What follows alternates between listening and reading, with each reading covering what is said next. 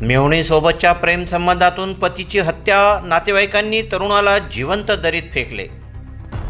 नंदुरबार जिल्ह्यातील अक्कलकुवा तालुक्यातील अंगात काटा आणणारी एक घटना उघडकीस आली आहे। मेहुणीसोबत असलेल्या प्रेमसंबंधाच्या रागातून एका 30 वर्षीय तरुणाची त्याच्या सासरच्या मंडळींनी आणि नातेवाईकांनी मिळून निर्घृण हत्या केली आहे। विजा बाजा पाडवी असे मयत तरुणाचे नाव असून त्याला बेदम मारहाण केल्यानंतर जिवंतपणी खोल दरीत फेकून देण्यात आले। या प्रकरणी मोलगी पोलीस ठाण्यात 8 जणांविरुद्ध खुनाचा गुन्हा दाखल करण्यात आला आहे।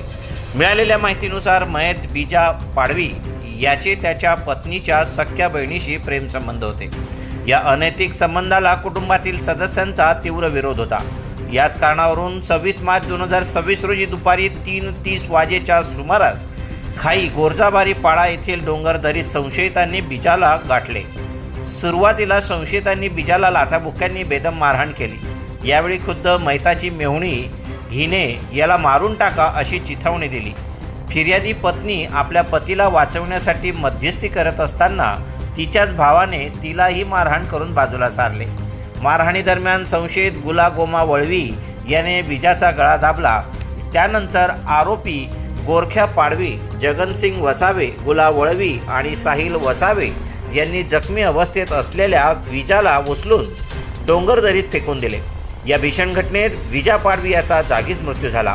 या प्रकरणी मैताच्या 27 वर्षीय पत्नीने दिलेल्या फिर्यादीवरून मोलगी पोलिसांनी भारतीय न्याय संहिता 2023च्या कलम 103, 1, 46, 115, 2, 189, 2, 191, 2 आणि 190 प्रमाणे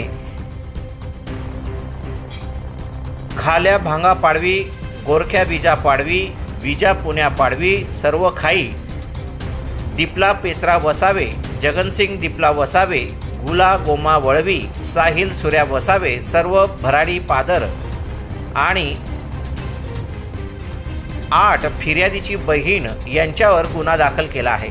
या प्रकरणात पुढील तपास मोलगी पोलीस स्टेशनचे सहाय्यक पोलीस निरीक्षक दीपक जयसिंग पावरा हे करत आहेत।